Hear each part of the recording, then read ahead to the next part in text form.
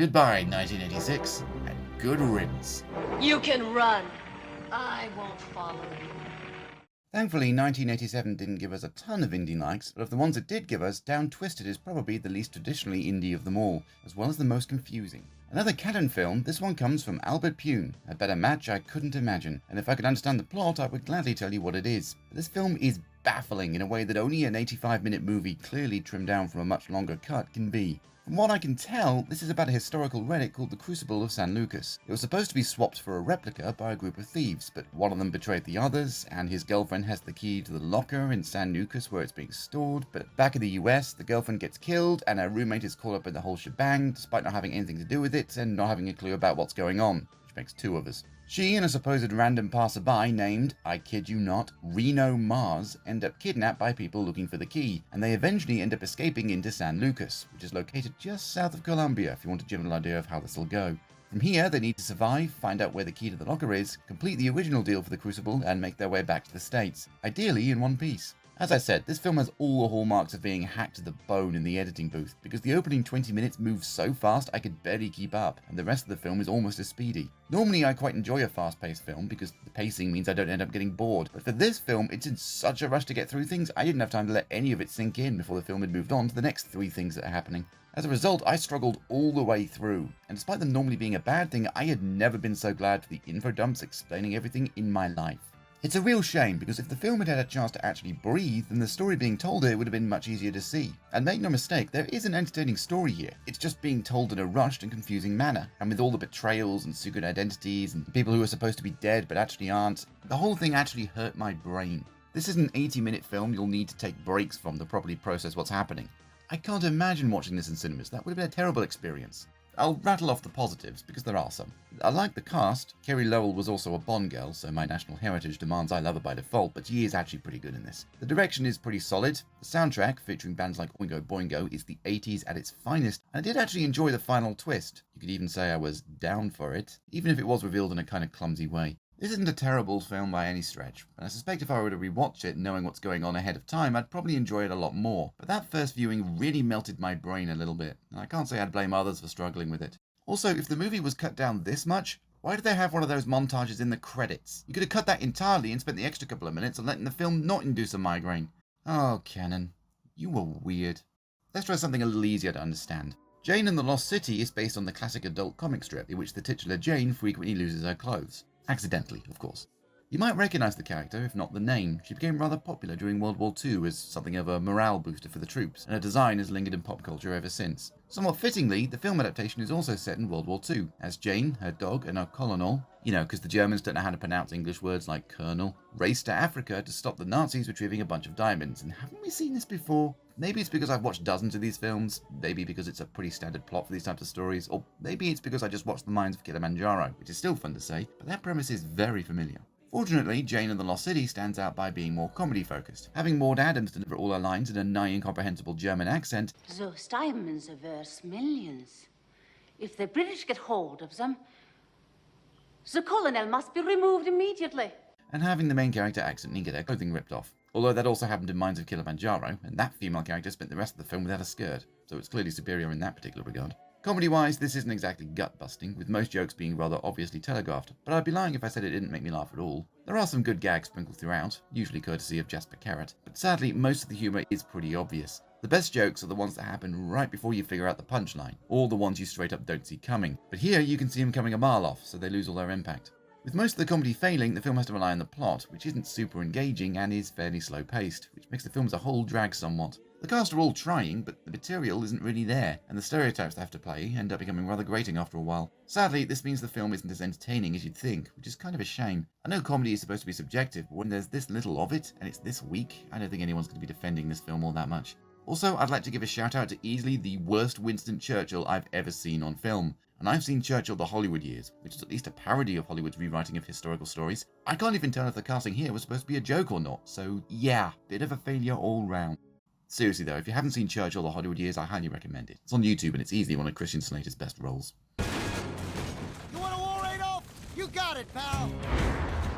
Another film that's not really an indie-like, but might be of interest, is Sweet Revenge, which is about a reporter from LA investigating the disappearance of young women. Those responsible, a group of white slave traders from Southeast Asia, kidnap her and a group of younger girls to both stop that investigation and to add to their stock. She eventually escapes with the aid of an also captured smuggler and goes back primarily to find her daughter, but also to gain some sweet revenge. If the premise sounds a little familiar, that'll be because it was also the setup to Jake Speed. They didn't really focus on it too much in that film, to the point of forgetting about the second woman who was kidnapped along with the sister. See, I noticed. Here, it's the main focus, which means the film is understandably quite dark, despite the smuggler being more of a light-hearted character, which is a slightly awkward contrast and makes him feel a tad out of place. Another contrast is the main villain. In Jake Speed, we got John Hurt hamming it up to the nth degree and elevating every scene he was in. But in Sweet Revenge, we have Martin Landau, and while he's more than capable of giving similarly over-the-top performances, he doesn't really do so here, since he, like most of the cast, are treating this pretty seriously. That's probably the film's biggest problem, the contrast between the more generic action movie sort of stuff, gunning people down en masse, one-liners, etc., and things of a more realistic slant. The girls breaking down after one of them is killed, someone freaking out after stabbing someone, that sort of thing. Either you treat this like an 80s action movie, or you treat it like a serious drama. Don't try to do both, because pinballing between the two tones does not work. Here's an example. The reporter, who 2 days ago watched her boyfriend get shot right in front of her as she was being abducted, which the film reminds us of with a flashback no less, trades flirty barbs with the smuggler she's just met, while gearing up to go back into the smuggler's compound to try and find her kidnapped daughter. You see how these things don't gel? Honestly, going into this, I thought it was the perfect setup for an exploitation film. It's about women being kidnapped and sold as slaves after all, but there's actually very little of anything exploitative. And what is here almost feels like it's out of obligation, given how crowbarred in it is. Seriously, two women frolicking in a waterfall, the day after their friend was murdered right in front of them? Sure, okay, whatever you say, movie. I will say it is nice that the women are primarily the protagonists. They're the ones who do most of the action, with the smuggler more helping them out than taking the lead. And the acting all round is pretty good, but it's all in service of an incredibly uneven film that starts out serious and just develops into generic movie schlock as it goes on, with little regard for major plot holes. What happened to the other kidnapped slaves? How do the girls know how to handle machine guns? Claiming to have watched Rambo does not count. Why does the reporter assume her daughter has actually been kidnapped when there's absolutely no evidence of that? She hadn't, by the way. Her daughter was in the US the entire time, so that subplot was completely pointless. In the right hands, this could have been a great female empowerment film, and I suppose technically it still kind of is, but it's also one of the most uneven, weirdly toned films I've ever seen, and if the length of this video didn't clue you in, I've seen a lot of films. It's just so bizarre, I really don't know what to make of it. At least Nancy Allen got to do RoboCop right after this, because I know you were wondering where you knew her from, so... Let's get back to a proper indie-like. And I know A la Riqueza del Imperio Sepulto, or The Secret of the Inca's Empire, is one, because it bills itself as the most valuable treasure since the Ark was raided and the stone romanced. Those are some lofty names to be comparing yourself to, especially if you happen to be a low-budget Italian knockoff. So let's see what we've got, beyond the low-quality VHS rip. The story is about Professor Clifton Bradbury, also known as the Inca Man, and a former secretary named Linda heading into the jungle to find the titular secret, which turns out to be a con man playing an organ, like an electronic one, the kind you'd find in a small church. Apparently he can influence the locals when he plays it, but still, it's an electric organ. If that doesn't give you an idea as to the kind of movie this is, I don't know what will. There's more to it, obviously, but frankly it's pretty much exactly what you'd expect from a jungle-based treasure hunt. The setup is a map given to the heroes by someone who's immediately killed, the female lead is a ditz who gets robbed the second she arrives, the male lead is a dashing man who knows pretty much everything, you know the drill.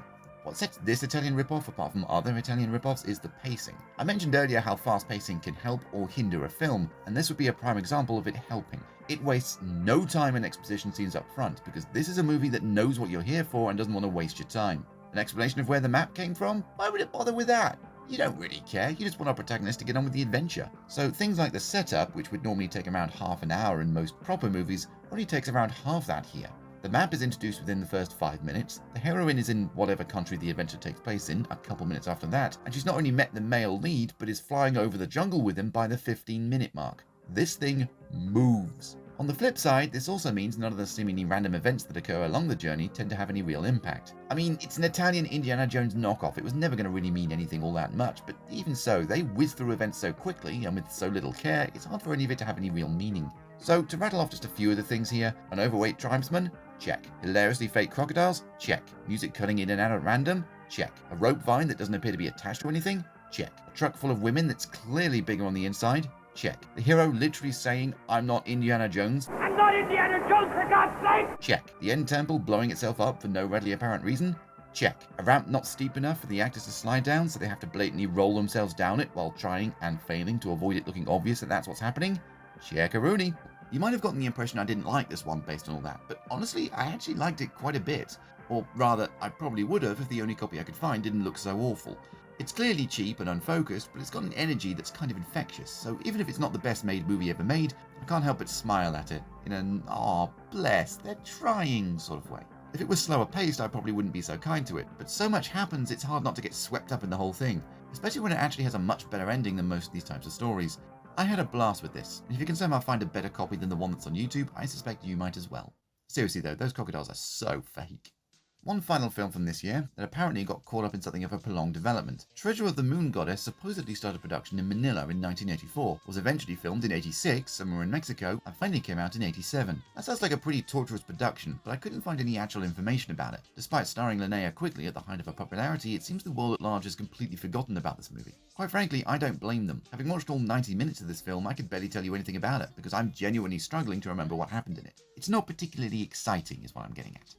You want the setup? Well, Quigley is doing her best Tina Turner impression as a pop star with the worst manager in the world, since he keeps booking her to perform in backwater locations. This manager, incidentally, also serves as an absolutely pointless framing device where he's telling the story to his secretary, despite the fact she could clearly care less, and the less said about the offensively flamboyant waiter, the better. He's forced by a gangster to take Quigley to a place in South America, but en route their boat gets shot up by more gangsters. The group washes up in the jungle, and from there there's a lot of getting captured and escaping until they end up with a native tribe who thinks Quigley is the reincarnation of their moon goddess. Spoiler, she actually is, but they let her leave anyway. For some reason? Part of the problem is that despite Quigley being the big star name, the guy who plays the owner of the boat also co-wrote the screenplay, and it's clear he's trying to use it as something of a star vehicle for himself, instead of, the actual star. His name comes first in the opening credits and everything. Can he carry a film? I don't know. Have you ever heard of Asher Brawner? No? There's a reason for that. I mean, to be fair, he's not terrible, but he's no leading man is what I'm saying. Neither is Don Calfer, the manager. You might know him from Return of the Living Dead, where he was a supporting character. Here, he's a major player in the film, not just in the awful framing device, and he's actually pretty irritating with his pratfalls and poor attempt at humour. Granted, the script isn't doing anyone any favours, but still, he really gets the short end of the stick here. I mentioned humour, and yes, this film has some, or tries to anyway, because like I say, it doesn't work. At all. That makes what was a pretty generic film that much worse, because you don't just have to suffer through a film you've seen 100 times before, or maybe that's just me, but you have to suffer through failed attempts at comedy as well, which makes things drag so much more. Not even the direction helps. Everything's shot fairly flatly, with very little flair. The action, in the brief moments there is any, isn't particularly exciting. The pacing drags quite a bit, and the editing uses screen wipes, which just makes the film look even cheaper than it already is. All of this sadly adds up to another dud of a film, with very little to redeem it. It's not as bad as something like The Tomb, because at least some stuff happens in it, but it's slow-paced, it's unfunny, and the ending goes on way too long, just like the film in general. Even Linnea Quigley fans shouldn't bother. As we cross into 1988, we've got yet more indie likes, but one you probably weren't expecting to be one is Alien Terminator, or as it's more commonly known, Top Line. And it's not to be confused with the 1995 Alien Terminator either, which is much more of a horror film, as opposed to this one, which mixes Indiana Jones, Close Encounters of the Third Kind, and the Terminator. Because it's Italian, and ripping things off is just what they do. Let's get to the plot. While in Cartagena doing research on pre-Columbian civilizations, a writer discovers a 16th century relic on the black market, and when tracking it back to its origins, he discovers a UFO. Now he, and eventually another historian, must attempt to survive against the numerous people trying to kill them to cover up what he's found. Sounds like kind of a silly premise, right? Well, the weird thing is that actually this is trying to be something of a real movie, and it kind of works. The pacing may be slow at first, but that's not because of inept filmmaking, it's because it's trying to be dramatic and build up tension. And once things get going, it doesn't really slow down. Which isn't to say the action is amazing, it mostly boils down to people shooting at the lead and him outwitting them. But that just means they can take their time with some surprisingly solid shots. I was actually quite impressed with how some of it was filmed, which was a very pleasant change of pace. There aren't too many flaws, to be honest. The plot may be a little thin, but it works. And the lead actor may be a tad hard to understand, but he's not exactly impossible to decipher. You can't take a third-class hack like me and turn him into a bookworm. No offense. Really, my biggest bone of contention is the titles. Top Line is an incredibly bland name that doesn't really mean anything. Especially because Alien Terminator is not only much cooler sounding, but it's actually appropriate, because there is one. Even if it does only appear for 15 minutes in the last third of the film and is taken out with alarming ease, which I guess is what happens when you try to cosplay as Clark Kent. Plus, they shoot his scenes during the day, so the makeup effects don't look as impressive as they could have. But hey, they got to put it on the front of the box, so... Even if I'm stretching the definition of an indie like with this one, I still think it's actually a pretty decent little film. It's not trying to be high art, and it's aiming to be something a little different, but as a result I think it works a lot better than it has any real right to. Not amazing, but a perfectly decent little flick. Also, watch out for a rogue George Kennedy, who's at least having fun with his role, even if I couldn't tell what accent he's doing. Your friend misinformed you. I don't trust anyone. Hell, I don't think even he knows what accent he was doing. Speaking of big names, if George Kennedy counts as one of those, Bloodstone's big claim to fame is that one of the leads is Rajanikanth, which I think I've pronounced correctly, one of the most popular Indian actors of his day, in the only foreign movie he ever made, presumably because the majority of this was actually filmed in India. Despite his seemingly limited English vocabulary, he's still the most professional actor of the film. Due to a limited budget, the two other leads were non-union actors, and without wishing to be rude, you can kind of tell. Which isn't to say that they're bad, just that they give the sort of performances you'd expect from a direct-to-video affair, despite this being a theatrical release.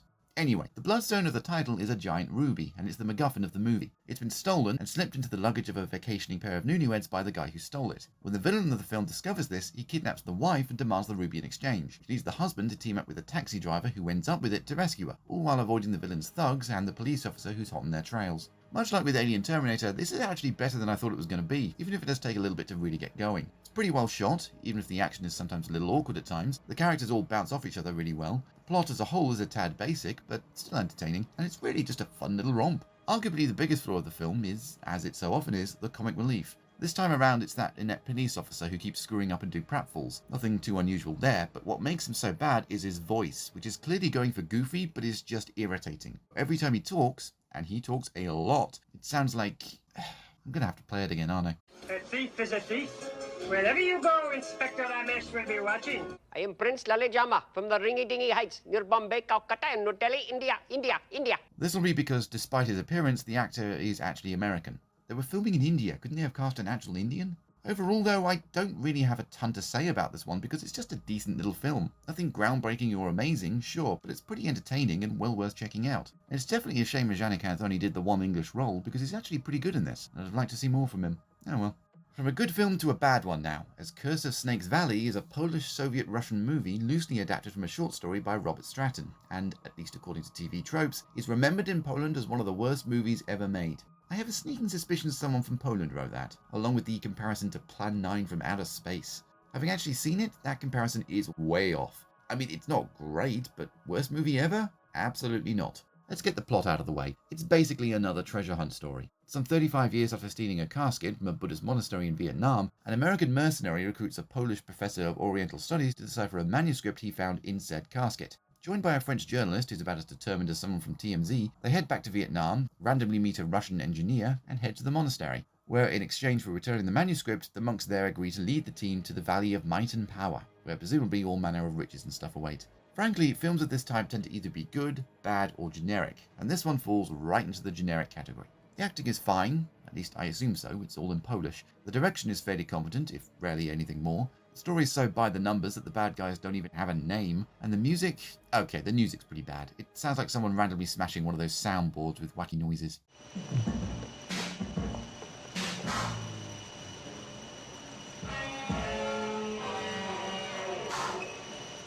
This barely counts as music. So yeah, for the most part, this is perfectly fine. 6 out of 10 all round. Nothing amazing, but nothing terrible, except the music. It's all just fine. But then, almost exactly an hour in, we start getting lasers, which, you know, seems a bit out of place. Then there's a giant dragon snake thing, which is really weird. And then, alien. Just an alien, lying there in a stasis chamber. And that's when you realize this isn't an adventure film, it's a science fiction movie. 20 years before Kingdom of the Crystal Skull came out, a little movie that couldn't, from Poland, beat them to the punch with their twist.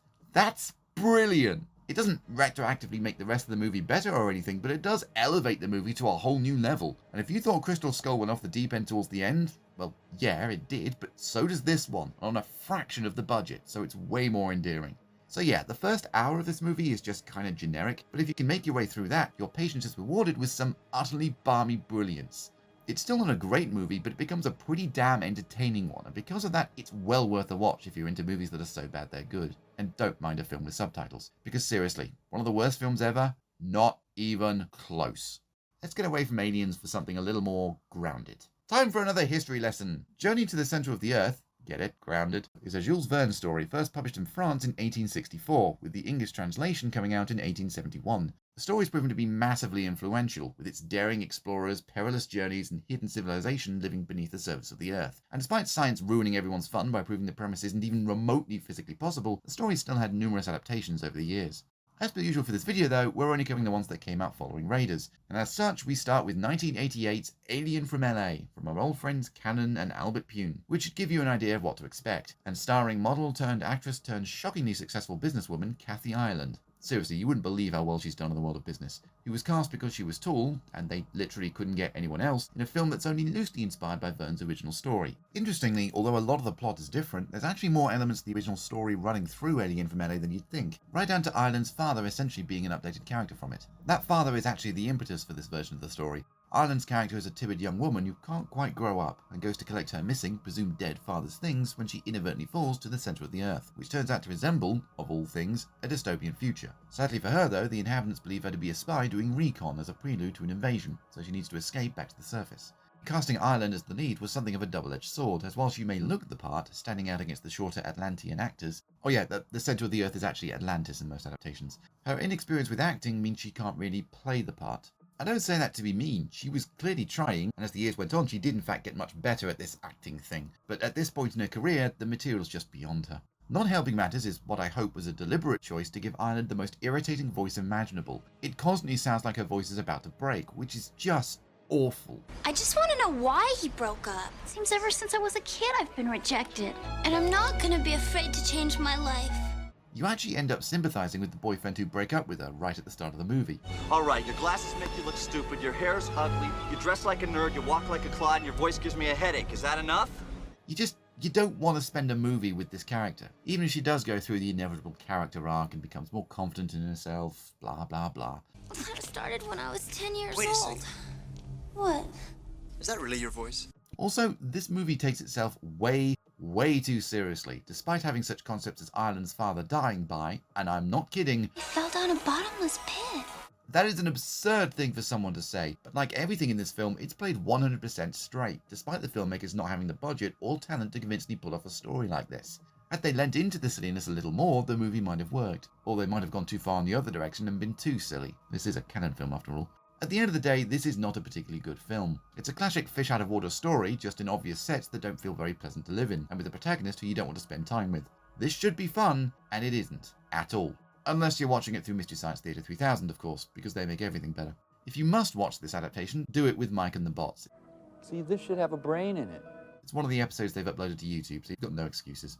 A thankfully less shrill Ireland would return, somewhat, a year later in 1989's Journey to the Centre of the Earth, a direct-to-video sequel which, based on the name, sounds like it'd be more faithful to the source material, but ironically is actually less so. Technically, it's only a sequel because they had footage from an old film that had been abandoned mid-shoot a couple years earlier, and since returning director Albert Pune was only given a shoestring budget by Cannon to turn it into something salvageable, he hired Ireland to help finish the incomplete movie, trying to link it to Alien from LA, along with a few establishing shots that are taken straight from that movie, and cash in on her name, since she was starting to become more well-known by that point. If it sounds like the end result would be a bit of a mess, you'd be right. Despite a glossy 80s sheen, this really is a ramshackle of a movie, cobbled together from whatever scraps they could pull together and padded out to 80 minutes, not even 90, by whatever means they could, including bottom-of-the-barrel tactics like dream sequences that are clearly remnants of scenes they would otherwise have had to completely cut out of the film. As a result, this ends up being a surprisingly slow-paced movie, with very little happening and every scene being dragged out quite a bit, which is very easy to do when there's multiple main characters in your film rather than just the one, though you'd think they'd use the constant dialogue scenes to give them actual personalities, rather than just cave explorer, nanny with confidence issues, and kid who likes comic books. But alas, they do not. I'd talk more about the plot, but there isn't one really. The main characters get lost in a cave, and 45 minutes in, eventually end up in Atlantis. Or at least some of them do. A couple of them bugger off and are never seen again. From there, the Atlanteans reveal their plan, which is to use Ireland's character as a template for what are essentially sleeper agents to send to the surface. But again, this comes so late in the film, it's around the hour mark when they actually explain this, in an 80-minute movie, that you've long since mentally clocked out. Oh, and Ireland? I may have given the impression otherwise, but she doesn't actually appear until the very end of the movie. Instead, they use pictures and doubles of her throughout the second half of the film to try and convince you she's in it more. And even then, the only actual footage of her is a brief shot on TV without a single line of dialogue. That ending in particular is a real gut punch because it genuinely comes out of nowhere. They clearly didn't have a budget to film a climactic ending, so instead they literally just wrap everything up with a monologue. Because when I said this film was 80 minutes long, that was actually a lie. It's 71 minutes, followed by a credit sequence that's longer than a Marvel movie. I'll give Pune credit for actually managing to get the film finished. It's just a shame the film was awful. Devoid of anything interesting and dragged out beyond belief, even at 71 minutes, this is still a massive test of patience. To say nothing of the complete non-ending that's so bad, I got Star Wars Knights of the Old Republic 2 flashbacks. Not even kidding, it's on that level. We'd have to wait another few years for the next adaptation, and technically 2 came in 1993. One is, well, it's a tad complicated, but it's actually the sequel series to Around the World with Wiley Fogg. I'm going to talk about that show later, so we'll put off talking about its sequel until then, but remember the name Wiley Fogg. For now, though, we'll stick with live action for a made-for-NBC TV movie, which takes the name from Jules Verne's story, but actually has more in common with another similar, yet different series of stories by American author Edgar Rice Burroughs, namely the Pellucidar series, also known by the name of the first book in the series, At the Earth's Core. Burroughs is probably best known for creating Tarzan, though he did come up with several other stories and characters, John Carter for instance, and the Pellucidar series clearly owes a debt to Verne's work but very much does its own thing with the core concept. Being written nearly 50 years later will inevitably add some more modern aspects to things, and in this case that was the idea of a machine being used to burrow down to the inner world hidden below us. And before you say anything, yes, there was a film adaptation of At the Earth's Core from 1976. And yes, Mystery Science Theater 3000 did do an episode on it. It's the last one of season 11, episode 212 to be exact. It's the one where Jonah gets eaten by Reptilicus Metallicus. God, Mystery Science Theater is a weird show. Anyway, the NBC movie takes that concept, you know, the one of an inventor creating a machine to travel down to the center of the planet, as the foundation of the film. Here, that inventor is F. Murray Abraham, who you've seen in like 1,000 things. And a decade after his attempts to ride through a volcano end in disaster, his nephew is given the chance to retrace his steps thanks to a businessman and a lead scientist he clashes with, along with a team of fellow explorers that he handpicked to go along on the trip that includes Tim Russ, prior to him joining the USS Voyager, and a computer that, well, you're seeing it. It probably shouldn't surprise you, given there's a prolonged montage showing the crew getting on board the ship and settling into their roles, but this was intended to be a pilot for a full series. Unfortunately, it was competing for the chance to be picked up with Babylon 5 of all things, and I think the world will agree that the network made the right choice. Not only is Babylon 5 just a fantastic franchise in its own right, but this film is not as bad as all the IMDb reviews would suggest, but it's really not that great. The big elephant in the room is the effects, and yeah, even for 1993, they aren't good. I presume the visual effects would have been redone had the show been picked up, but as is, they're distinctly lacking, and they wouldn't have been able to fix the creatures that look like they came right off a children's TV show. There's also a mysterious villain who sounds just like Dr. Claw from Inspector Gadget. Invaders from the overworld. Next time, Gadget, I promise I'll get you. Which, again, makes it seem like the film's aimed more at kids. Helping to at least somewhat salvage things is the cast. None of them are amazing, but they're all at least likeable, so you don't mind spending time with them, especially once a Yeti joins the team, because that happens. Again, basically a kids show. Right down to the ending with a big twist to get people hooked and hopefully demand more. No points for guessing what it is though, it's about as surprising as an episode of Power Rangers. Like I say, this isn't very good, but unlike the previous films which were actively boring and frustrating, this one's ultimately harmless. It's a pretty basic story of the week kind of plot, the kind you probably watched dozens of growing up. It's nice to revisit that sort of thing, but even if it weren't up against Babylon 5, I can easily see why this wasn't picked up for a full run, especially when Sequest came along 18 months later and did something similar, only better. It's out there if you're curious, but you won't lose sleep if you skip it. Keeping with television, there was a more faithful two-part adaptation for Hallmark in 1999, sticking to the traditional story of someone hiring a professor and his nephew to track down a family member who previously went missing looking for the magical land of Oz or whatever. Honestly, I went into this one expecting worse. The few reviews I could find for it weren't super positive, and it's made for Hallmark. All red flags. And yet, despite all of those warning signs, I actually found myself really enjoying this one. Way more than I thought I would. What's so special about this one? Well, for a start, it's a period piece. It starts in 1875, so it's actually set around the time the book was written, which none of the other adaptations are, creating something of a contrast. As is, modern technology can easily prove this story to be utter nonsense, and by setting it in the past, we can suspend our disbelief more easily. Secondly, being a series, it actually has time to build up the characters and the adventure at large, which is important if we're supposed to like them. And third, it's actually got a pretty good cast. The big name, if one can call him that, was Treat Williams. Although I'd never actually seen him in anything before, he turned out to be great casting because he's a lot of fun. He brings a lot of positive energy to things that the others bounce off of quite nicely. Sadly, he passed away a couple of days before I actually recorded this, which is, yeah. Watching this now, it's going to be a bit dark knowing that he's no longer with us, but this is a pretty good testament to his talents, so Is this a perfect adaptation? No, I wouldn't say so. The action isn't super exciting, the effects are a little awkward in places, the numerous cave sets are a little cheap, and the music is pretty cheesy a lot of the time. But on the whole, this two-part adaptation is way better than I expected, and I legitimately enjoyed it. It's far from perfect, but its heart is in the right place, and that really does count for a lot. If you're willing to meet it on its level, I think you'll find there's quite a bit to enjoy. Give it a go, see if you agree. Or hell, just give it a go to see Treat Williams in his prime. On a slightly more cheerful note, we move on to 2008 now, which turned out to be a rather busy year for the story, as there are actually 3 different adaptations of it. Since we've been with television for the last few, we'll start with that version, which, to be perfectly honest, has pretty much the exact same plot as the Hallmark version. A woman hires a professor to track down her missing husband, who disappeared while searching for the mythical land of Narnia, or whatever. Now, when I say the exact same plot, I mean it. It starts with the professor fighting for money and being late for a meeting as a result, a woman hiring him to find her husband, the journey to where he went missing, the narration from the nephew, the hiring of a guide, the discovery of the path down to the Earth's core, the woman being attacked by a creature while bathing, the making of a raft to sail over a lake, finding of the missing man, his desire to stay with the tribe he has power and influence over, his eventual death at the hands of those who reside in the core. It's all here, and it's all shockingly similar. You could make the argument that all of these are directly from the book, and while several of them are, many of them are not. The woman trying to find her husband, for example, aren't in the original story at all, and while there are obvious additions to make, if only to give the professor a love interest, the sheer similarities between the 2 TV adaptations is frankly staggering. Which isn't to say no changes have been made at all. The characters' names are different, the nephew is a journalist rather than a student, the guide is now Russian, the path to the Earth's core is in a different country, etc, etc. But the big change is that the runtime is half that of the 2003 version. As a result, everything is rushed through and none of the events have a chance to actually breathe.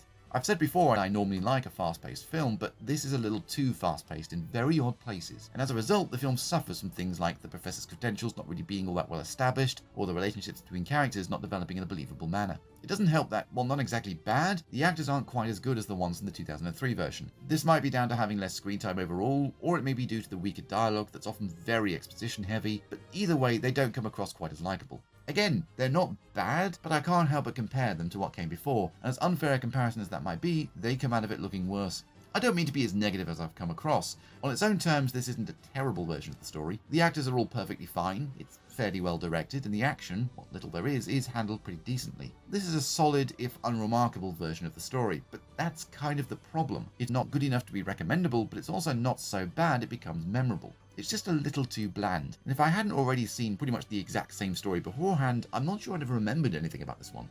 They often say the worst thing you can be is boring, and yeah, that's kind of what this is. A little too bland for its own good. Not even Peter Fonda can save it, and that says something. From TV to direct-to-DVD now, with a film by returning villains The Asylum. You'll recall that they did that boring Alan Quatermain story in 2008 that probably got you completely hammered, or at least it did if you played the drinking game I mentioned. But that same year, they also put out their own version of Journey to the Centre of the Earth, or as it was known in the UK, Journey to Middle-earth, which is weird since the first Hobbit film was 4 years away, but whatever.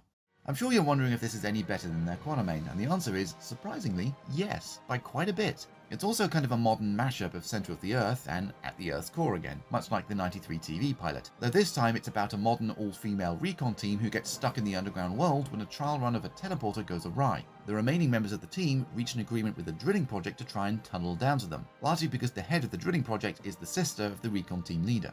What this means is we've got 2 different yet parallel plot lines, which frankly is way more than I'd expect from The Asylum. Normally their films have too little plot, but here they actually manage to have enough to just about fill out a 90-minute movie without too much padding. I know, I'm as shocked as you are. Even the acting isn't actually all that bad. I mean, no one's winning an Oscar for their performance, but they're all quite watchable, and even if they weren't, the fact it's an ensemble cast means that you don't have to spend too long with any one of them, which is nice. The 2 people in the drill, however, are actually pretty decent, and Dee Dee Pfeiffer, yes, Michelle Pfeiffer's sister, is at least having fun with the role. Unfortunately, this is the kind of film that really needs subtitles, because people can sometimes be quite mumbly, and springing for mics that can pick up that sort of thing is beyond the Asylum's budget. Sadly, the DVD doesn't have any subtitles. It has a making of, a commentary, and a blooper reel, but no subtitles. None of the early Asylum films have subtitles, and it's immensely frustrating when the dialogue is too quiet and there's background noise and, like I say, frustrating. The other 2 faults with Asylum films, shoddy special effects and cheap-looking locations, are also in effect, with some pretty ropey CGI creatures attacking the recon team and the shots of the drill digging down into the earth being pretty rough. As for locations, well, the stuff on the surface is clearly shot in back rooms. Check out the pipes in the background. And the digger set is kinda cheap looking, but they actually got some pretty good shots in the world at the centre of the earth. Despite being fairly limited in what they could do there, Wildwood Regional Park actually looks pretty nice all told. I'm not going to lie and say this is a fantastic film. It very much isn't. It's an asylum production, for heaven's sake. But it is far more entertaining than it has any right to be, and considering I went in expecting the worst, this turned out to be a fairly pleasant surprise. At the very least, I can safely say it's not the worst film with this title, which shocks me as much as it does you. You probably figured this out, but the reason the Asylum put out their own adaptation of Centre of the Earth was because Hollywood was making one. And indeed they did, with the first appearance of one of my absolute favourite actors, Brendan Fraser. Most people will, rightly, remember him from The Mummy, but a lot of people forget he was also in this, a big budget version of Centre of the Earth that was also in glorious 3D. And I know that because the DVD came with a few sets of cardboard glasses, as well as things like this. I get serious Treasure of the Four Crowns flashbacks when they do this. That aside, the cool conceit of this version of the story is that basically Fraser's brother believed that the original book by Jules Verne was based on fact rather than fiction and went missing trying to prove it. Together with his nephew, Fraser travels to Iceland to follow up in his brother's research, and with the daughter of a scientist who had the same views, the three end up falling down to the centre of the earth and needing to escape. Like many of Fraser's films in this period, this is a light, set-piece heavy adventure film, and as you'd probably expect, it's pretty solid if nothing fantastic. Fraser himself is a highlight, but his co-stars are no slouches, and they work well together, which is good because you spend pretty much the entire film with them and it'd be a bit of a problem if you didn't like them. When it comes to flaws, there's three significant ones, and one is kind of inherent with the source material. The plot doesn't really have many stakes beyond survive, which isn't inherently bad, but it does mean it doesn't really fit the traditional Hollywood structure. There's no villain with an evil plot to foil, or anyone that needs rescuing, that sort of thing. So it does mean the film can, at times, feel a little unfocused. The second flaw is the humour. This is ostensibly a family film, so it's got to be fairly light, but the humour here can be a little overbearing. It's rarely awful, but it often has that feel of over-explaining the joke, which can be a little much at times, or it comes down to Fraser shouting stuff. It's there pretty frequently, especially in the second half, and it can get old. Unfortunately, the last flaw can be a little harder to overlook, and that's the effects. I watched the 2D version, as I suspect most people would do these days, and when viewed on a traditional screen, the CGI can look pretty dated. Even if you can forgive that, the compositing, as in the way the actors are added into the fully CGI backgrounds, can be pretty rough. We've gotten so much better at this sort of thing over the years, so going back to something like this can be really jarring. If you're willing to put that aside though, there is an enjoyable story here, and though it's fairly low stakes as far as Hollywood blockbusters go, it's still a fun little romp. Far from perfect, and sadly not one of Fraser's best films, but still decent enough. Who knows, it might even be better in 3D, if you can get more comfortable glasses than those cheap cardboard ones. There was also a 4D version of this film, which is where they had the few cinemas in the world that was capable of using the technology to do things like move the seats and have jets of air blow in your face as well as wear those glasses. It's only a 15-minute version of the film though, so don't be too sad you never got to see it. If you stick with just 3D though, you could check out the sequel, 2012's Journey to the Mysterious Island. You see what they did with the title? Though the version you'll probably be watching is the one in 2D, because I don't think they actually made a 3D version of this for home releases. Or if they did, it was that weird one where you had to have a 3D TV, and let's be honest, no one had a 3D TV. Aside from one recurring character in Josh Hutcherson, and technically his mother, briefly, though she is played by a separate actress, it's not really all that connected to the original though, and this could easily have been its own thing. It probably would have benefited from someone like Fraser returning, but unfortunately he didn't due to scheduling conflicts. Hell, he's not even referenced, which is a shame. Instead, we got another actor we're seeing for the first, but definitely not last time, with Rock the Dwayne Johnson. It took Johnson a while before he realised kids' films like The Tooth Fairy weren't his forte, and more mainstream action films were. But once he did, he appeared in pretty much nothing else, and this was one of his earlier ones, essentially picking up from where Brendan Fraser left off. Which is kind of funny when you remember Johnson got his big start in a Brendan Fraser film. Or at least a big CGI version of him did, anyway. Back to Journey 2. Much like Journey 1, it's largely an original story inspired by a few other classics like Treasure Island and Robinson Crusoe, both of which are referenced in the film, but mostly the Jules Verne story with which it shares its name, The Mysterious Island. I am not getting into that story, because it's a crossover tale that links 20,000 Leagues Under the Seas and one of Verne's lesser-known works, In Search of the Castaways, and if I start getting into all of that, my brain will start dribbling out of my ears. So, no. Once again, this story presupposes that Verne's stories are based in fact, and has Hutcherson using those 3 books I just mentioned to try and find his lost grandfather, because having one lost family member apparently wasn't enough. Johnson plays his new stepdad, who goes along on the quest to try and bond with his new stepson, and they end up heading to the titular island with familiar faces Louise Guzman and Vanessa Hudgens as helicopter pilots. Once there, they get entangled in shenanigans along the lines of the first film, just on an island now instead of at the centre of the earth. In all honesty, I think this is a little better than the first film for a multitude of reasons. The first is the most obvious. The visuals are massively improved, and as a result it's a lot easier to get swept up in the adventure. You kept getting pulled out of the experience in the first movie by some dodgy effects, but that doesn't really happen here, so that's a big positive.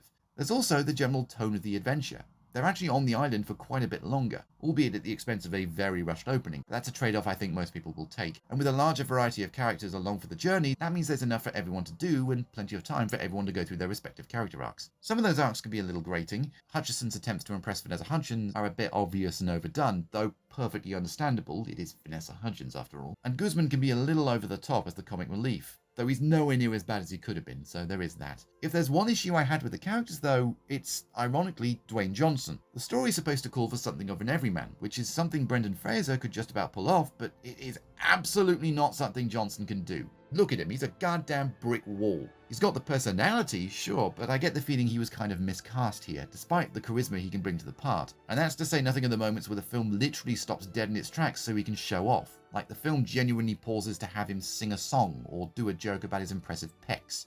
You probably won't be surprised to learn he's a co-producer on this, so when you look back you can tell he always had kind of an ego to him. That's not to say it's an entirely undeserved ego, but yeah. Overall though, yeah, this was fun, and like I say, probably a better film than the previous one. The better effects, or at the very least the better integration of the characters into those effects, help a great deal, but it's also just a more cohesive film all round. And although it's nigh impossible to actually watch it in 3D these days, those effects aren't as glaringly in your face as the previous one, so it is a better watch in 2D. If you're after a fun, family-friendly film, you could do a lot worse. Supposedly, a third film is still in development, but it's mostly down to Johnson's production studio as to when that'll happen. And something tells me he's got other things on his plate, so don't hold your breath waiting for it.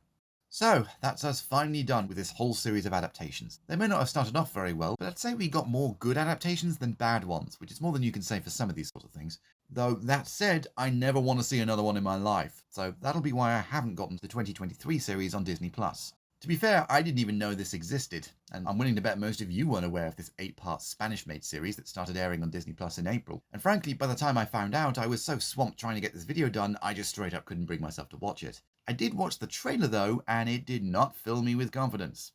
I mean, it mentions parallel universes, which would contradict the very title of the show. It's supposed to be about heading to a long-lost world at the center of the Earth, not just finding a portal that takes you somewhere else. Also, the effects look terrible, which wouldn't be so bad if the show didn't seem so reliant on them for the action set pieces. And it actually has Jules Verne as a character, which seems very weird.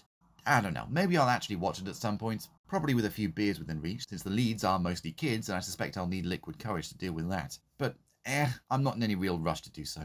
Also, there's supposedly another show in development from the same team as the more recent adaptation of all things, Around the World in 80 Days. You know, the one with David Tennant? Again, we'll have to see about that one, but for the time being, yeah, I am done with this one.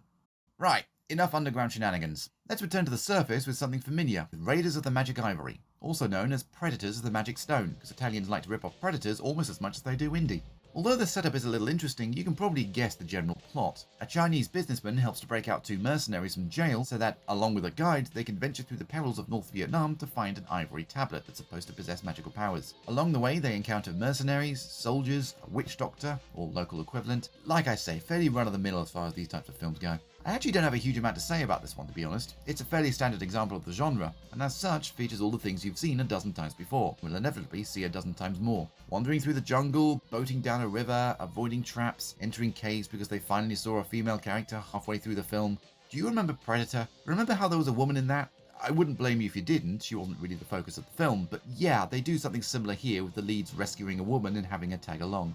Again, Italians like Predator. Watching this film was very much like playing a game of bingo. You're just waiting for all the usual tropes to show up. So rather than talk about the merits of the film, or lack thereof, I'm just going to nitpick a few things. Things like, how much ammo did these guys bring? Seems like a lot given their kill count, and we rarely see them reload or worry about ammo. Also, killing seems to be their go-to solution for everything. Go America!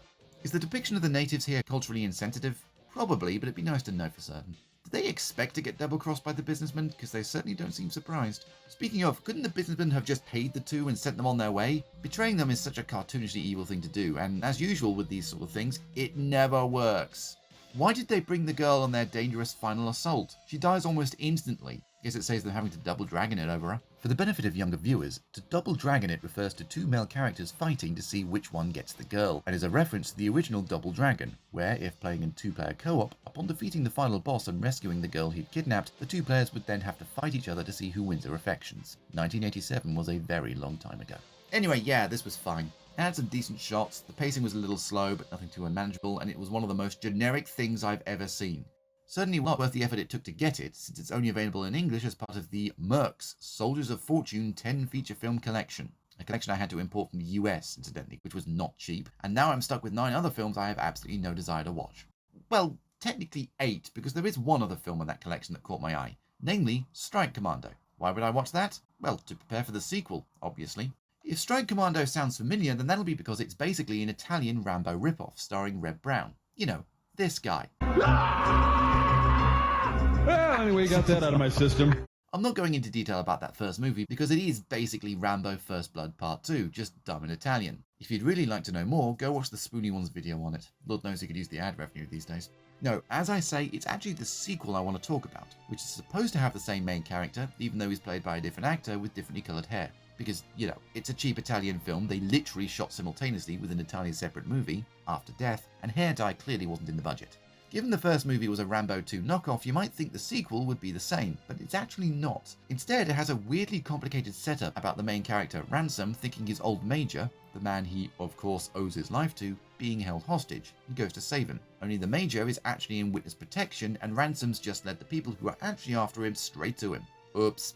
As a result, when they demand $10 million worth of diamonds for him, Ransom demands to be the one to make the exchange. That means going on a quest to the jungle, avoiding dangers and locals along the way to a hidden location in order to liberate something precious. Okay, yeah, it might sound like a stretch to call this an Indy-like based on that opening, but the minute Ransom enters a bar where a woman is beating a man at a drinking contest, only for a man in a sharp suit with an odd accent to show up after she closes for the day, things should start to click into place. This sequel to a Rambo knockoff is, for some inexplicable reason, randomly ripping off Raiders of the Lost Ark. Why? I don't know. Does it make sense? Barely, but that's what they did. Ripped off an entire scene. And make no mistake, it is damn near the entire sequence at Marion's bar, out of nowhere. It feels oddly out of place with the rest of the movie too, which would otherwise be a fairly generic jungle-based rescue mission with the inevitable double cross, because, spoilers, the Major turns out to be a villain, which I called the minute I saw him, or rather, saw his very silly hair. As you'd expect from an Italian film like this, the acting isn't exactly great. No one's particularly good in this, especially the Marion of the film, who is especially weak, coming across as way too aggressive when the actress can't pull it off. That's not even mentioning the new Ransom, who, as I mentioned, doesn't look, sound or act anything like Reb Brown. Hell, he might as well be an entirely different character altogether. There's literally no reason for this to be a sequel. Other issues include the relatively flat direction and some bafflingly odd musical choices. There are cues that sound out of a kid's film, and this is what they play over a truck chase.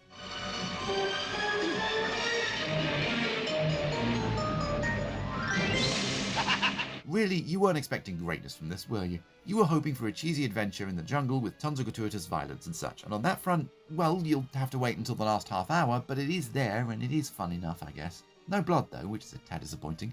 Look, overall, this is fine, but if it weren't for that one unbelievably shameless scene in the Moulin Rouge, no, seriously, that's what Not Marion's Bar was called before it blew up, I probably wouldn't have watched this, and I wouldn't really have missed out either. It's one of 1,000 generic Italian jungle movies, and frankly, I could live my whole life without seeing another. But if you do decide to give this one a go, you could probably do worse, I guess.